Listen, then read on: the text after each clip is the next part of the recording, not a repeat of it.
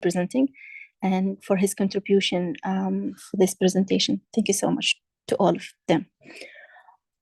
So nothing to disclose to start with. And so to start with the baby current status, he's a 5-month-old boy currently admitted to the pediatric critical care unit with a chronic respiratory failure, ventilatory dependent throat tracheostomy due to restrictive lung disease. So he never been home yet. So to take it further in the history, we will start with the maternal history. Mama is 37-year-old lady who was pregnant with 39-week gestation at presentation during labor. She was gravid 6 bar 4 plus 1. She had multiple comorbidities, including gestational diabetes on metformin, epilepsy on levetiracetam, and hypothyroidism on levothyroxine. It's worth to mention about the family history, as it's something related to genetics, if you can guess. So parents were first cousins, and they have 4 healthy girls, and there is no history of similar condition in the family before. Pregnancy course, mother first showed up at anomaly scan at 20 plus weeks, and then referred to the fetal-maternal unit here at WWRC. Just to refer to WWRC is a women wellness and research center, which is a tertiary center at Doha. So it's advanced fetal-maternal unit that follows high-risk families and high-risk pregnancies. So mom was referred with 3 concerns, polyhydramnios at that time. The deepest pool was around 11 centimeters, very small lungs with a comment of severe, possibly severe pulmonary hyperplasia, and skeletal abnormalities at the time, including polydactyly and 4 limbs, syndactyly as well and 4 limbs, and obviously with a small lung that would be small thorax, as well as short 4 limbs. At this point of time, the mother was followed in the FMU, counseled about the findings, and counseled about the mode of delivery and when to deliver that baby, as mom was initially 20s plus when she was found to have those abnormal findings. She completed her pregnancy, and she wanted to complete and deliver the baby no matter what happens, and no matter the outcomes will be. So delivery data, a male baby was born via emergency C-section due to failure to progress to labor. The baby initially needed active resuscitation for a few minutes, up to 3-4 minutes, and then improved, so was shifted to NICU and CPAP. Apgar was 4 and 8 at 1 and 5 minutes. Birth weight was 4 kilos, 209 grams, 910 grams, sorry. The striking physical examinations afterwards were mainly dysmorphic features that's evident on large head, prominent frontal pulsing, low set ears, retrognathia, short limbs, small chest, and a polydactyly. The rest of the examination was obviously normal on exam, including the cardiovascular, lungs, apart from having some respiratory distress and forms of retractions. There was nothing more obvious than the dysmorphic features. Genitalia were normal to male type and normal skin at that time. Abdomen also was soft and no organomegaly at this point. Before going and taking the case further, I would like you to think of any differentials that would come to your head when hearing all those information. If you have any, you could share them through questions and answers. Or I'm not sure if you have any access, you could just unmute and speak up. I'll be looking into the chat or question and answers if anybody would share any thoughts at this point of time.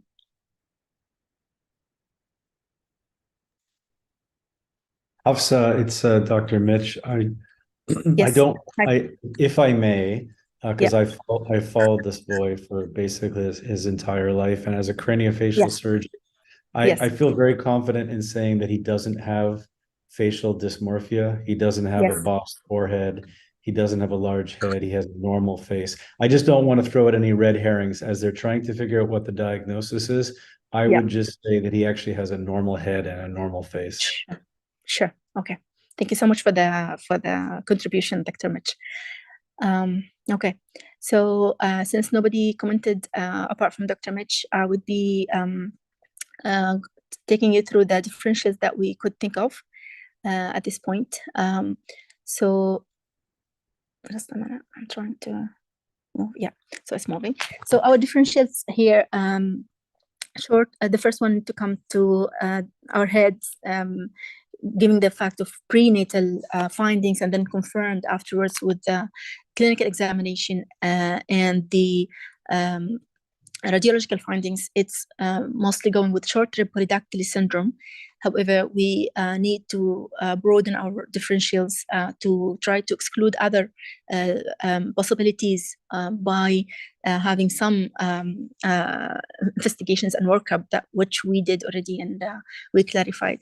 So the differentials will be other types of skeletal dysplasia, including thanatophoric dysplasia and Elias Van Cleveland syndrome, asphyxiating thoracic dystrophy, which has another name, Genu syndrome, which is the most common type among all to present with this neonatal age, and maybe later in life if it's with small like variable presentation, I would say.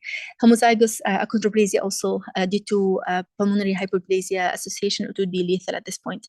There are a less possibility which I highlighted down there, and I made them in order if you want. So it's hypophosphatasia and Michel's-Crapper syndrome and trisomy 13. I will be presenting this slide again just to try to differentiate all of them, but just a general idea to walk you through differentials you could think of. And as Dr. Mitch has mentioned, if we don't have any facial features or normal head, we will be taking out some of the differentials.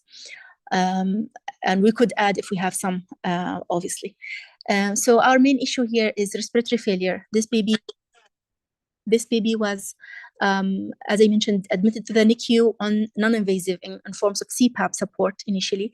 However, after 2 hours, baby showed acute respiratory distress or acute respiratory failure that needed the baby to be intubated. And then there was one time of failed extubation at around 1 week of life. And then successfully, the baby was extubated to high settings non-invasive support at 2 weeks of life. At this point of time, the caring team was discussing with the family with multiple MDTs, trying to discuss further about the long-term management for the baby. And the family wished and wanted they requested for full support, and they wanted to explore any possibility to help their baby, including any surgical options. Therefore, the baby was transferred to another facility, which is Sidra Hospital, for further evaluation by pulmonology and surgeons, including plastic surgery. Before taking the decision to go and to manage further in terms of having definitive treatment to this condition, there were initial workups that was done on both WWRC, the birth center for the baby, and then the receiving facility, which is Sidra Hospital. So initially, the skeletal survey confirmed the prenatal findings, which is a square-shaped thoracic cavity, small lung volume, short upper and lower limbs, which called micromelia, and syndactyly, polydactyly in both hands and feet. And there is an interesting thing that was might guide us to the types later. Metacarpal bone was a bit broad to the end, so it's oar-shaped metacarpal bones. The whole picture was suggesting, which is suggestive of short rib polydactyly syndrome. To complete the whole workup before taking any further steps, we need to make sure that there's no other multiple comorbidities that could contribute or could affect the outcome if there is any further management will happen later. So from head to toes, Head ultrasound was normal, also MRI eventually normal. CT chest initial one was showing no evidence of any like chronic lung disease or bronchiectatic changes or any like lung pathology could affect the outcome if there is any procedures later. Bronchoscopy also was done, and it was only reported as mild malacia on the left side of the main bronchus. And the direct laryngoscopy by ENT also revealed dry forcated epiglottis with some granuloma, non-obstructive, that's secondary to the long-term, like long time intubation. Echo also was essentially normal structure and no evidence of pulmonary hypertension at this point of time. Ultrasound abdomen was normal as well, and genetics also a huge contribution here. We wanted to make sure that the clinical finding or phenotype is confirmed by genetic study. So microarray was sent upon delivery. It was normal. And then genetic team was involved in the multidisciplinary meetings with the family, and Wes was sent, whole exome sequencing was sent, and it came back after like around 1.5 months as negative. And at this point of time, family was offered to be enrolled in research to see if there is any like unrevealed abnormal genes that contributes to this syndrome. However, father deferred it, and the plan is to get another Wes in 1 year. So they will repeat the test in another year. Hopefully they would find a new, maybe like novel gene that contributes to the phenotype.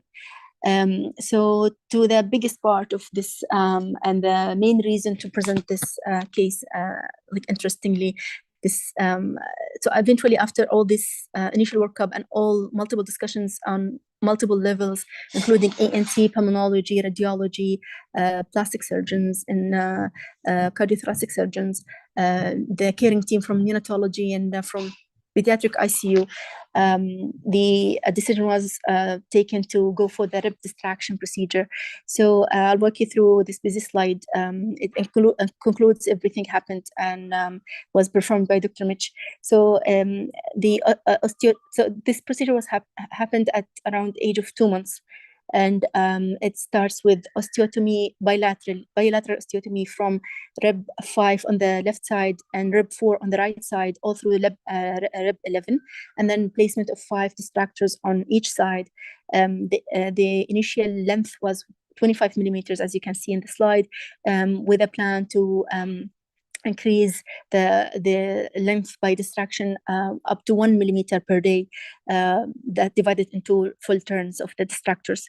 I think father was much involved in this procedure and was extensively counseled, and was taking further step to be involved in the care and management of his child. So externalized activation arms was removed already after around 25 days from the procedure itself. And then distraction already completed in November 7th. And there was a plan also to take out the external distractors. Still, the baby has them at the moment as we speak, but there is a plan to give time, minimum of 2 months, which already passed, but we're coming maybe in the next time, and Dr. Mitch could give us more insight about this later after I finish. If you prefer now, I don't mind as well. There was a plan to follow up the baby with CTs. So far we've done 2 CTs to see the chest expansion, contouring, and also the osteotomy site, like as a healing process.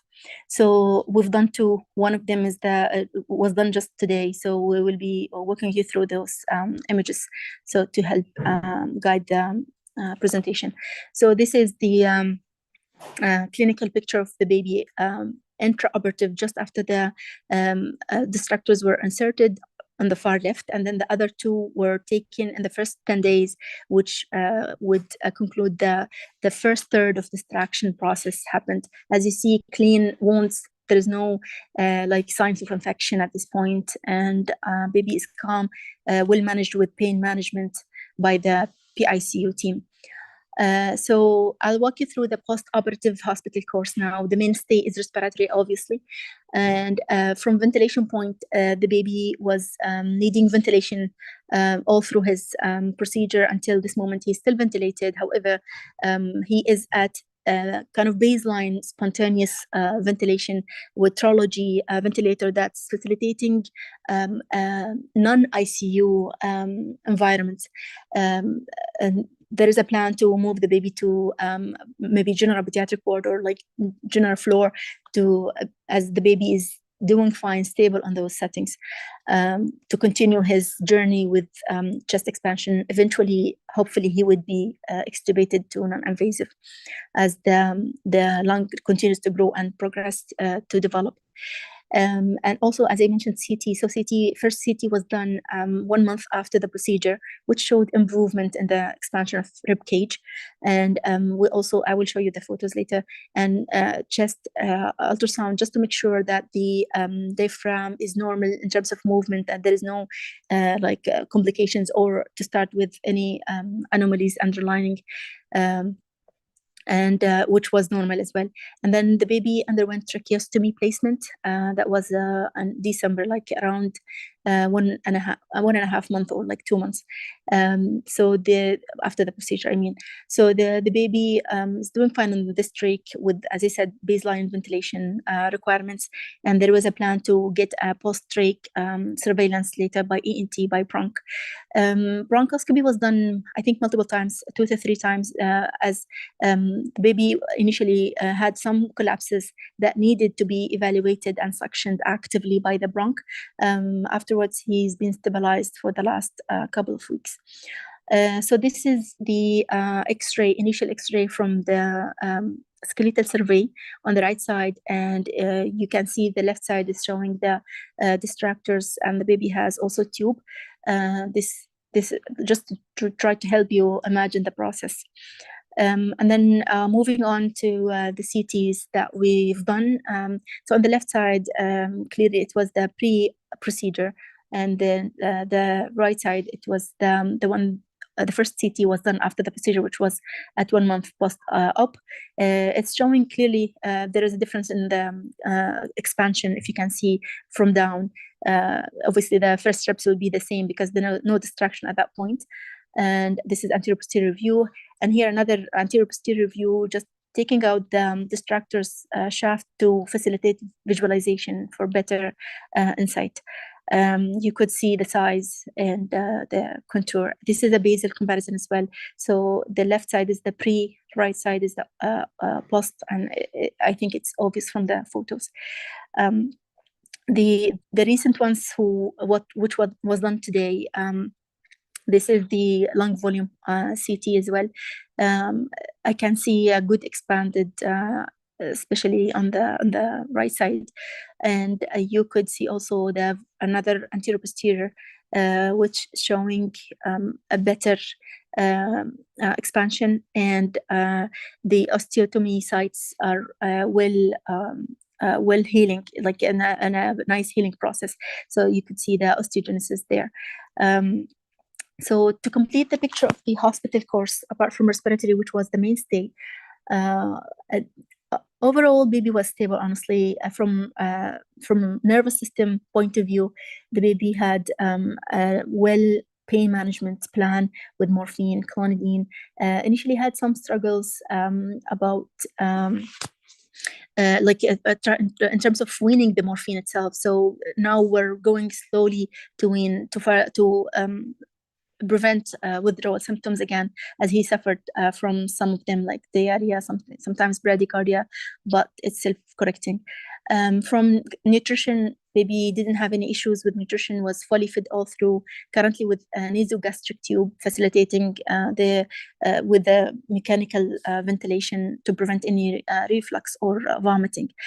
From infection point of view, the baby had 7 days of cefazolin post-operative, as a bit of complex procedure here to prevent any perioperative infection.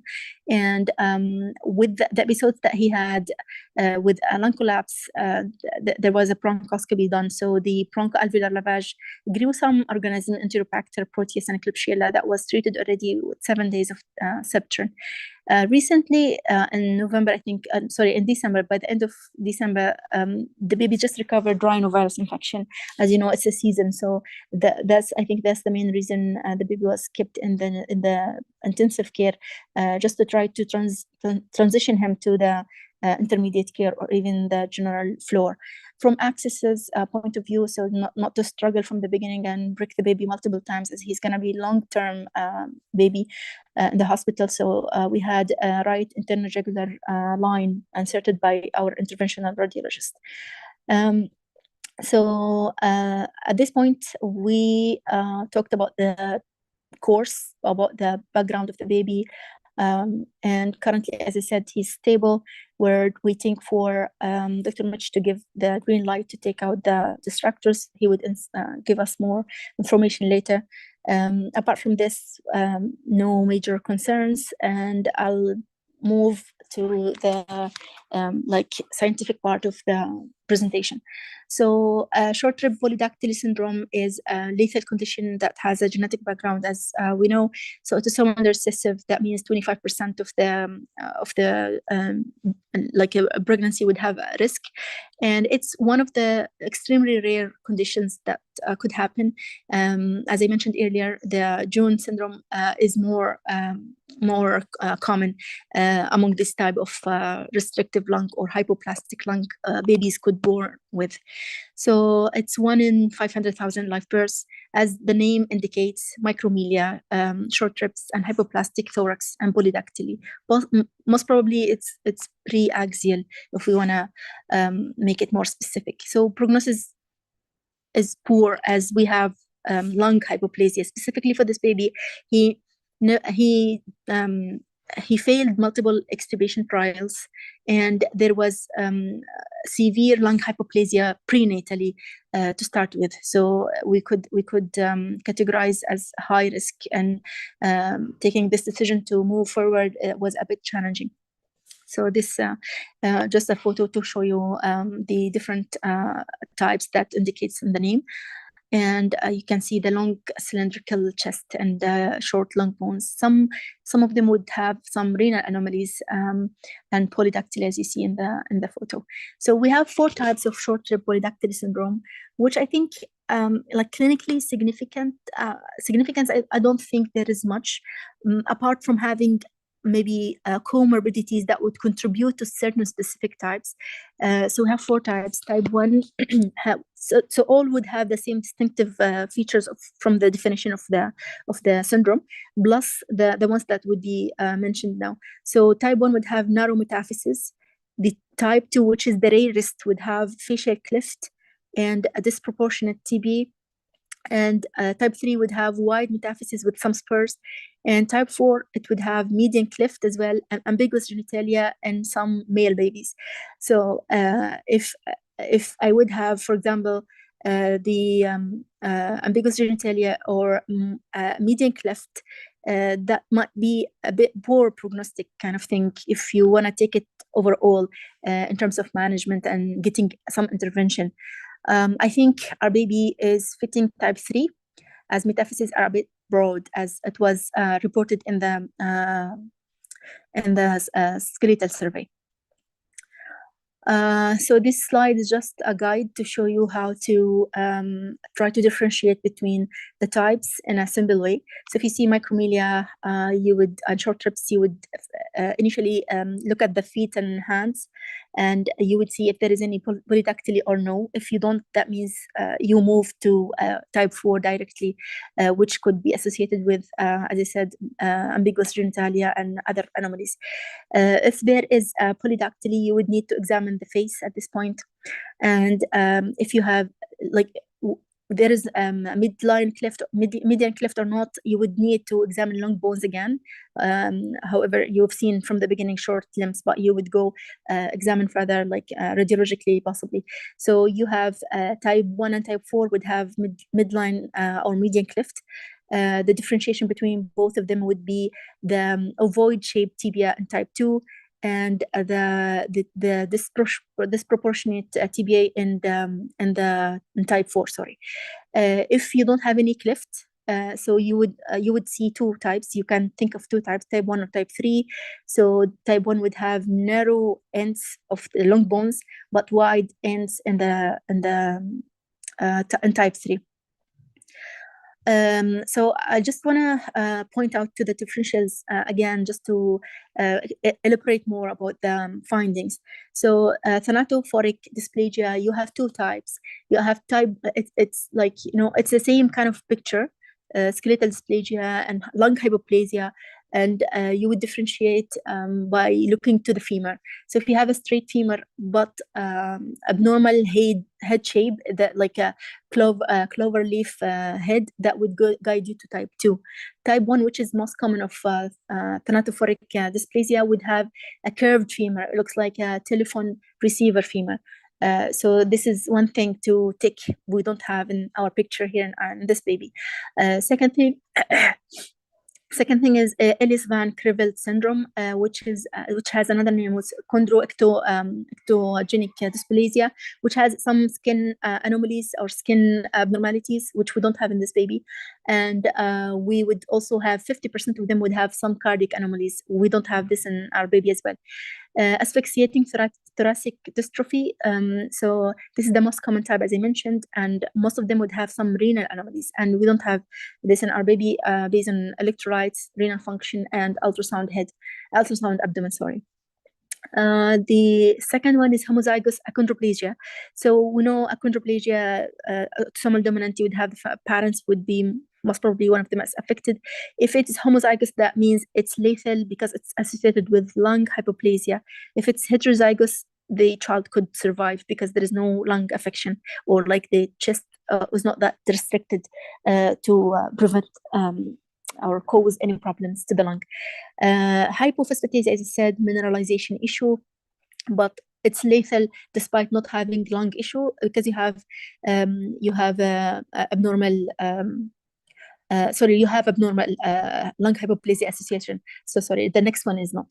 So Michels-Garapel syndrome, this is it's less likely in the list, and you would think if there is any polydactyly at this point. It's lethal as well, and it's not associated with lung hypoplasia. However, it has occipital encephalocele, and you have multicystic dysplastic kidneys bilaterally, so baby cannot survive at this point. And then trisomy 13, just to think of it, because it's like common sometimes, but it's only sharing that some of the trisomy 13 would have skeletal dysplasia, but no lung pathology or no other features of short rib polydactyly syndrome. I found this organized table. It's walking you through the 4 different types of short rib polydactyly syndrome, plus 2 common differentials, which is asphyxiating thoracic dysplasia, Jen syndrome or J syndrome, and the chondroectodysplasia, which is Ellis-Van Creveld syndrome. So there are 3 main factors we would be comparing, or 3 main issues. So the prevalence, clinical feature, and radiological feature. The prevalence is the most common among those is asphyxiating thoracic dysplasia. The most rare or extremely rare is the type 2. I found this table from one type 2 case report in 2010, I think, and I couldn't see further. The clinical pathognomonic or clinical features, as I mentioned earlier, but just in a nicer way. So if you have polydactyly, would have, I think, with all of them, this with asphyxiating thoracic dysplasia. You would have thoracic constriction that would be evident more in short rib polydactyly syndrome, but it can involve in any of them. And I think the Jen syndrome would be, or G syndrome would be more kind of variable. You could have more children surviving with less affected lungs, so they could survive longer I've seen multiple papers here, 2-year-old, 6-month-old. So, and they're discharged home, non-invasive kind of to start with. So it's not as lethal, some of them, as short trip. And then you have the congenital heart. You could have it in this, as we mentioned earlier, chondroectodermal dysplasia. Type 1 and type 2 could also have cardiac affection. And other anomalies, as we said, renal anomalies would be with J syndrome, ectodermal dysplasia with, from the name, from a chondroectodermal dysplasia. And I think the definitive differentiation would be genetic at this point, because every single one would have specific genes that would be abnormal. The radiological feature, so as there is not much more about the previous slide, I just want to mention two things. The visceral vertical shortening of the ilia and flat acetabula, that would be in the J syndrome. Otherwise, you have pointed ends, as we mentioned before, in type 1 short rib polydactyly syndrome for the long bones, and you would have marginal spurs and broadening of the ends of the long bones. So yeah, I think this table could like help in clinical picture as well, if we don't need to memorize it, obviously. So we come to the mainstay, which is the management. Obviously supportive with or without DNAR status offering to the family to decide on the care for the babies. However, the question that comes up is, could promising rib expansion program make a change here? Specifically, I'm talking about this region. The rib expansion, I don't think it happened in this region before, and at least in Doha, and this one is the first in kind. So I'll talk a little bit about the rib expansion procedures and different papers. I found 4 of them. So the first one, so rib expansion usually is used vertically to help children with, like older children, to make it more specific, and insufficient thoracic syndromes like scoliosis, either congenital or acquired, like those teens and beyond 5 years of life. So this paper was published in 2020 in Germany. They use vertical expandable rib-based distraction to help children like around 3 years of life and below with congenital scoliosis. So they wanted to evaluate the outcome of this treatment. They have it's a retrospective. They've chosen 13 children who underwent this type of implantation, and the duration was from 2007 and 2018, and they wanted to look at the complications, about the prognosis and the progression of or response to this treatment. So they measured thoracic height, kyphosis, lordosis. They also looked at the hemoglobin and body mass index. So the results are promising, honestly. They found out that major scoliosis curve improved significantly from 55 degrees to 40 degrees, plus or minus around 20. And thoracic spine height was improved also from 111 to 137. Lung volumes were improved from 80% to 84%, plus or minus 10% as well. And however, the body mass index at this point, they mentioned that it was coming down from 16 to 15, which could be because of the acute phase of treatment. So they concluded that this procedure is a safe and effective method to help children with congenital scoliosis. This is the first paper I wanted to share with, and this is an idea how is the vertical expandable things that the structures they would be using. So from the rib cage to the pelvic bones. The second paper is about management of thoracic insufficiency syndromes with another kind of device, but also vertical. It's 70 millimeters radius vertical expandable prosthetic titanium rib.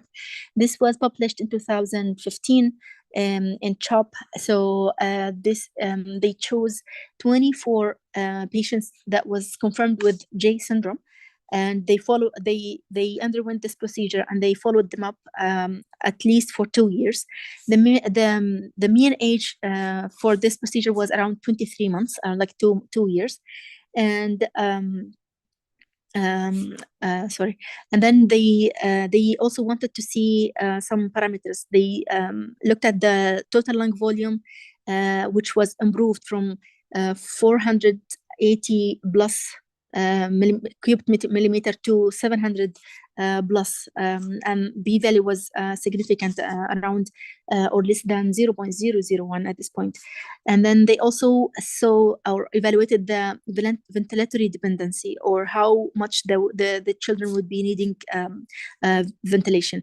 And also they didn't specify, but they mentioned P value of 0.07.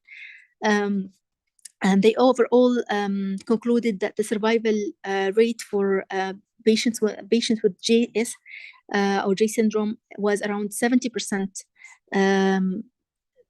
Like if you compare it with mortality without treatment, so it's 70% survival versus around 70 to 80% mortality without treatment. So it's really impressive, like if you can save. They said there is some early demises because of multiple comorbidities, but it's worth, like the complications are in general tolerable towards the clinical improvement and increased survival as well. The third paper I want to just walk you through is this one from China. This was published in 2022. They reported, it's a case report, they reported a newborn baby who was diagnosed with asphyxiating thoracic dystrophy. And the baby needed intubation and ventilation early in life. And then they moved the baby to a tertiary center where they decided to do this procedure. They said nobody evaluated this procedure before. And they did the mid-sternotomy without not expansible. It's like a 3 steel bar insertion in the sternum. So they cut the sternum in half and the middle, and then they put this 3 steel bars, and they covered it up with the pectoralis major, and then they sutured the skin. They got an increase of 5 centimeters of chest circumference from 35 centimeters to 40. Which for them is something they could achieve.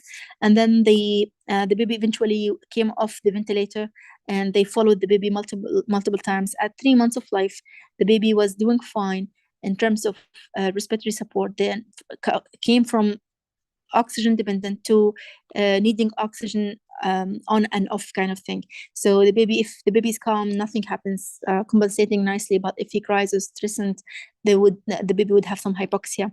And 3 months CT was also showing some expansion improvement. This is the third one, and the last and the most recent.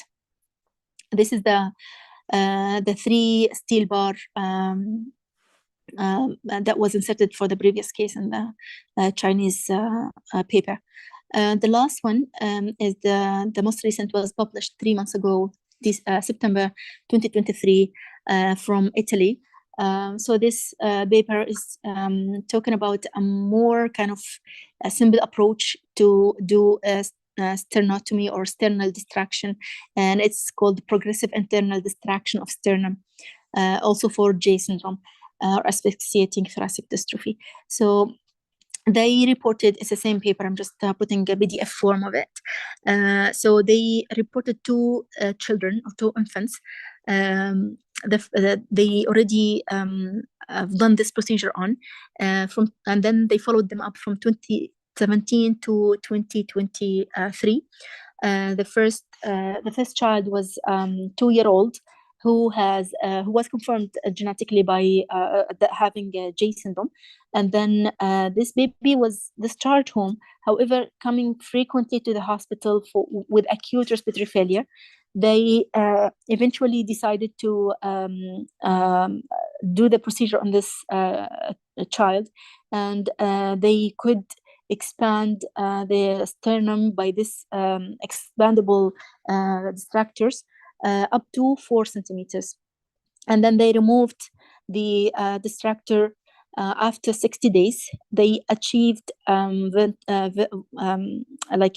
achieved pulmonary volume up to 87% on CT volumetry. I will show you this is the procedure itself. Instead of getting that 3-bar steel, these 3 steel bar in the sternum and leave it there, you would do it minimally invasive, and then you distract as we did for this baby. Maybe we could have more insights from Dr. Mitch later. This is the first case they reported in this paper. They're showing on the left side, they're showing the volume, the lung volume comparison. Pre-op was 170 cubed centimeter, then increased to 310 1 month follow-up, and then in 1 year it was increased to 408. On the other side, there was also a thorax volume or like the expansion itself. So it's also increased. If you could see the number 614, 775 until 800 plus. So pre and then 1 month and then 1 year. So they followed this baby up to 3 years after the procedure, and they with regular CTs as well. So they eventually the baby become more stable and grown up his condition, and needing only non-invasive during nights only. It's not like continuous non-invasive support, which is a progress. For the second case they reported, and I was interested in this paper much, honestly, compared to the previous ones. So 6 months old second baby was also diagnosed with J syndrome, and I think the name or this asphyxiating thoracic dystrophy is sometimes maybe just a general name or generalized name giving to all whatever spectrum underlying it. So there is no elaboration about those clinical symptoms specifically that would confirm, or maybe by genetics they said. So this baby was also needing respiratory support, intubated, and didn't go home. So they did the procedure, and then they took the distractor out after 74 days. And then the baby eventually discharged on non-invasive ventilator only, or ventilation only at nights. And follow-up extended to 6 years, and no further surgical procedures was needed at this point. And this would conclude my presentation, and I would leave the stage to Dr. Mitch if he wanted to elaborate more or give us more insight about the procedure and his experience for the first case here in Qatar. I think this would open doors for other cases in the region that they might be needing help, and we can take it further. Thank you so much for listening to me, and if you have any questions or any comments, I'm watching the chat and the question and answers part. Thank you so much. Thank you, Hafsa. Should I, okay for me to go ahead now? Yeah, sure. So this is Dr. Mitch Stotland. I am the Vice Chair of the Department of Surgery and the Division Chief of Plastic and Craniofacial Surgery at Sidra Medicine here in Doha. First of all, a big thank you to Hafsa, and it was a fantastic presentation, Hafsa. Thank you for inviting me, and to Dr. Abdelatif for inviting me as a surgeon to join my esteemed neonatology colleagues. So I'll try to be short. Start my video. Do you want me to start a video? Yeah, sure. Should I just stop sharing my screen so you can take over? Just to see my face, because I don't have any video to show, huh? Okay, so do you want me to unshare or not? I mean, I don't know if you need to see my face. Oh, it's okay. It's up to you. There I am. Yeah. Hello, everybody. Hi. I think I'll continue. So, it's obviously a very interesting case. Just as some context, in many places, plastic surgery is mostly a soft tissue service, but in many other places, and in North America in particular, where I'm from, plastic surgery also does craniofacial surgery. And in the craniofacial world, distraction osteogenesis is a technique that we do quite frequently. It was first described in the orthopedic literature in the 60s and 70s by Dr. Elizarov who was a Russian surgeon, and he was treating lower extremity long bone distraction. He developed those techniques over 20 or 30 years. They actually built a whole hospital for him to work on the technique of distraction osteogenesis. In late 90s, around 97, 98, it was first introduced in the craniofacial skeleton, first in the mandible, and then in the midface for maxilla and zygoma for syndromic patients in children. We use mandible distraction for babies with Pierre-Robin syndrome to allow them to increase their upper airway space. And more recently, in the last 15 plus years, we've been distracting craniums, again, in syndromic patients with craniosynostosis. And so I have developed a relationship with pulmonologists and neonatologists because of our treatment for upper airway obstruction.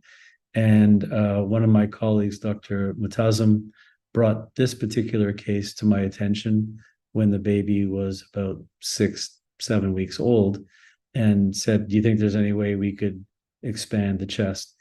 We actually had a patient with Jeune syndrome about a year prior to this, and we had gone through the whole process of reading the literature and MDT meetings with family. And in the end, that child kind of did a little bit better, was able to be extubated and went home, and the family didn't want any further treatment. But we were primed for this patient, having gone through that experience the year before. So we again went back to the literature, reviewed some of the cases that Dr. Hafsa showed. There's some other papers, but in general, that they're all distracting the sternum, not distracting the ribs per se.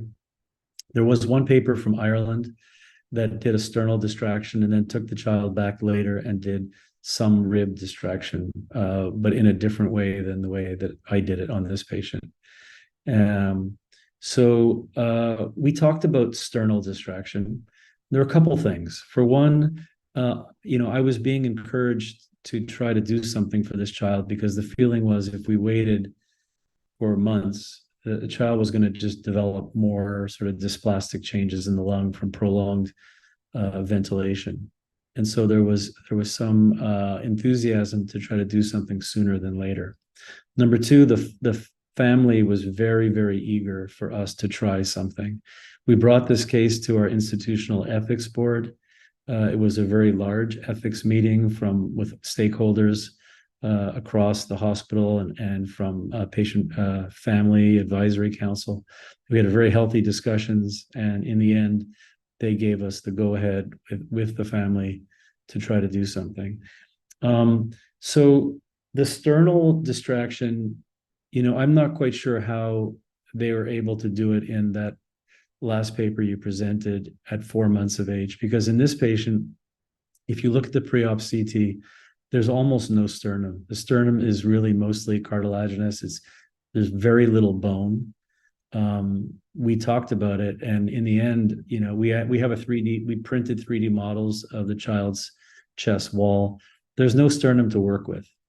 And even if I could have osteotomized the sternum and distracted it, lateral to the sternum are the costal cartilages. And if you distract the sternum, in my sort of a take on this, is you're going to buckle the costal cartilages. I don't think you're going to get a sort of a one-to-one translation of the distraction across the rib cage. So, I propose that we distract as many ribs as we could. And also in talking with the pulmonology team, and I'm obviously no pulmonologist, but it was explained to me that the lower portion of the rib cage, the expansion of the lower part of the rib cage contributes to volume expansion during respiration phase. And so actually distracting the upper portion of the rib cage would be less functionally beneficial than distracting the lower portion of the rib cage. And if you distract the sternum, well, you're distracting ribs 1 through 6, maybe 7, but you're not distracting 8, 9, 10, 11, and 12. So again, the 3D model was very helpful. We had the distraction devices, and I was able to kind of map out where on the rib to distract, because we were trying to get sort of mechanically, three-dimensionally, where would be the best place to distract, in the front, on the side, or towards the back, and trying to think about how we would create a better shape. We decided to do it towards the back. The other thing is that the distractors are flat. These are distractors that are designed for the craniofacial skeleton, and the ribs are curved.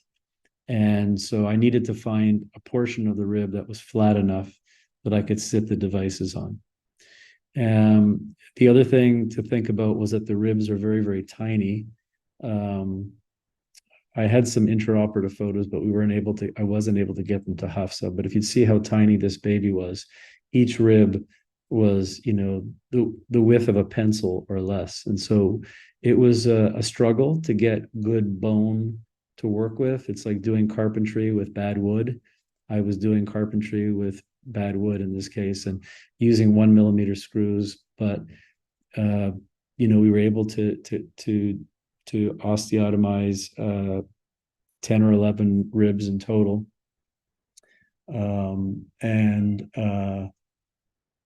As you see from the CT scan that we obtained today, we really got a tremendous change in the breadth, width, volume, and shape of the chest.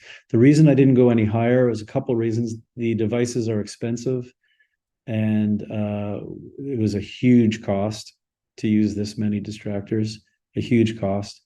And the real reason beyond that is that as I got higher than the fifth rib, I was running into the scapula on the back when the patient was prone, and I was retracting the scapula, but I couldn't get access to put the device in easily. Now that he's a couple months older, it's possible that we could go back and distract higher ribs, and that's something that we'll be discussing. But essentially, as far as I know, this is the first example of this type of rib cage distraction that's been done. And most of the cases that you see are in older children. All the Vector procedure is really a scoliosis treatment to try to straighten the spine and by pushing on the ribs. But this type of rib distraction is novel as far as we can tell. And he did very well from a surgical perspective. As Hafsa said, he had no wound issues. The scars have faded in the last 2 months, and they're almost sort of imperceptible on his back. And so that's where we stand. He's definitely dealing with narcotic withdrawal, and that's been a major issue to try to get him weaned off of that before he can be extubated. But we're hopeful. And I'd be happy to take any questions about that if you have any. Thanks again. Thank you so much, Dr. Mitch. I think it's going to be an interesting case report towards the end, like with a short and long-term outcomes later. That would be really interesting.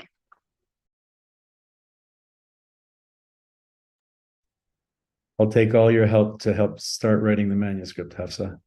Oh, no issues at all. Thank you so much. That's my pleasure. Thank you so much.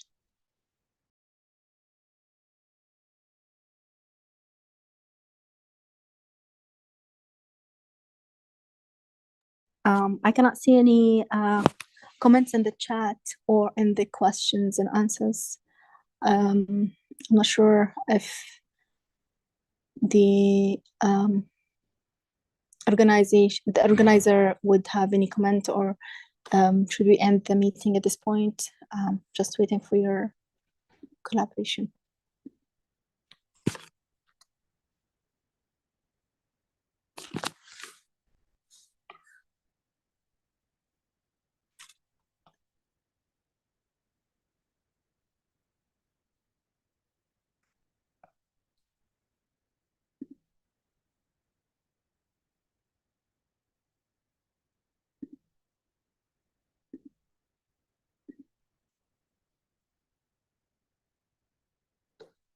Yeah, I think we could close the meeting because there is no comments, no questions. Thank you so much, Dr. Michigan, for your contribution. I'm happy I worked with you, and hopefully in the future we could do more. Thank you so much. Thank you, Hafsa. Thank you.